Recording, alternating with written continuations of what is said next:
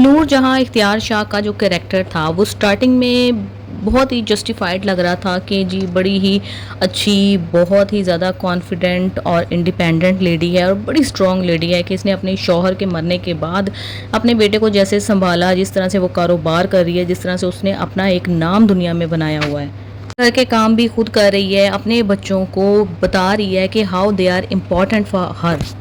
बच्चे इतने फर्माबरदार हैं, तीनों के तीनों बेटे बहुओं से अगर वो सारा काम करवाती है तो उनको सारी फैसिलिटीज़ भी दी हुई हैं। और जब बड़ी बहू को बच्चा पैदा होने वाला होता है तो सफ़ीना को वो किस तरीके से बहुत ही ज़्यादा उसका ख्याल रखती है, लेकिन जब वो इसलिए ख्याल करती है, जब हमें ये पता चलता है कि वो तो बेटे की लालच में कर रही है, तब से उसका थोड़ा सा नेगेटिव कैरेक्टर आ जाता है और ये नूरजहां का जो किरदार है हमारे ऊपर खुलना शुरू कर देता है कि ये किस कदर नेगेटिव है और किस कदर ये सुपीरियॉरिटी कॉम्प्लेक्स में मुब्तला है। अल्लाह माफ़ करे, अपने आप को खुदा ही समझकर बैठ गई है ये औरत और समझती है कि मेरे अलावा कोई दूसरा किसी किस्म की इंटेलिजेंस नहीं रखता या कोई पावर नहीं रखता और मैं ही ऐसी हूँ जो बेटे पैदा करने की सलाहियत रखती हूँ। और घर में अगर बेटी पैदा होगी तो बिल्कुल भी उसको जो है ना एक्सेप्ट नहीं करेगी। हालांकि जो बहुएं हैं वो भी किसी की बेटियां हैं, खुद भी तुम किसी की बेटी हो जिसने बेटे पैदा किए हैं।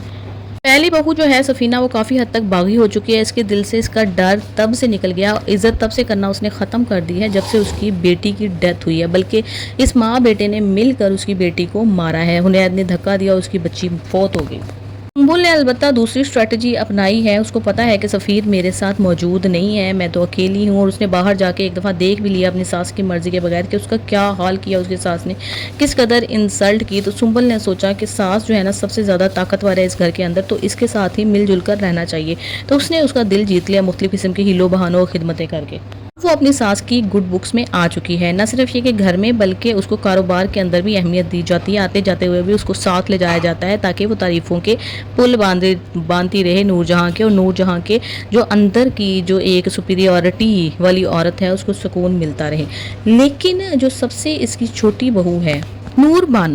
बानो से कहानी शुरू होगी और नूर बानो ही नूरजहां से इंतकाम लेगी, क्योंकि जिस तरह से नूरजहां ने अपने देवर के साथ सलूक किया है वो कोई भी ख़ानदानी औरत नहीं करती। और उसका बाप सच कह रहा था तमाम चीज़ें नूरजहां के बारे में। अब नूर बानो को एहसास हो चुका है कि मैंने कितनी बड़ी गलती की। मेरा बाप जो इतनी बड़ी जायदाद का मालिक था, इतनी इज्जत थी उसकी पूरे ज़माने के अंदर, और मैंने क्या किया, मैंने ऐसी हरकत कर दी कि मैंने नूरजहां के झांसे में आ गई और उसने तो पल भर में गिरगिट से भी पहले अपना रंग बदला, और जो रंग उसने दिखाया उसने तो मुझे भी बेइज्जत किया और मेरे बाप को भी।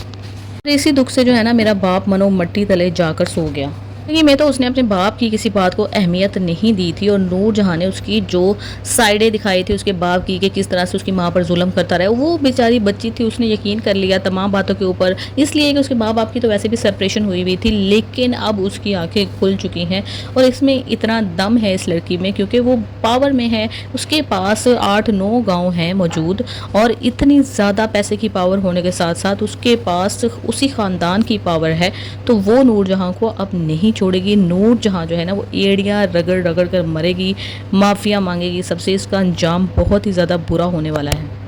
बाकी सफ़ीर भी आहिस्ता आहिस्ता सुंबल की तरफ माइल होता चला जाएगा, क्योंकि वो खिदमत करती है, बहुत ही समझदार लड़की है, और माहा जो थी वो शॉर्ट टेम्पर थी, वो अपने माँ बाप की इकलौती बेटी थी, तो वो इस तरह से सफ़ीर के साथ नहीं चल सकी जैसे कि सुंबल चल रही है। तो आहिस्ता आहिस्ता उनके बीच में मोहब्बत हो जाएगी और माहा कहीं दूर अकेली ज़िंदगी गुजारने पर मजबूर हो जाएगी, क्योंकि ना तो माहा इस चीज़ पर कंप्रोमाइज़ करेगी कि सुंबल के साथ वो रहे, ना ही नूरजहां माहा को इस घर में रहने देगी।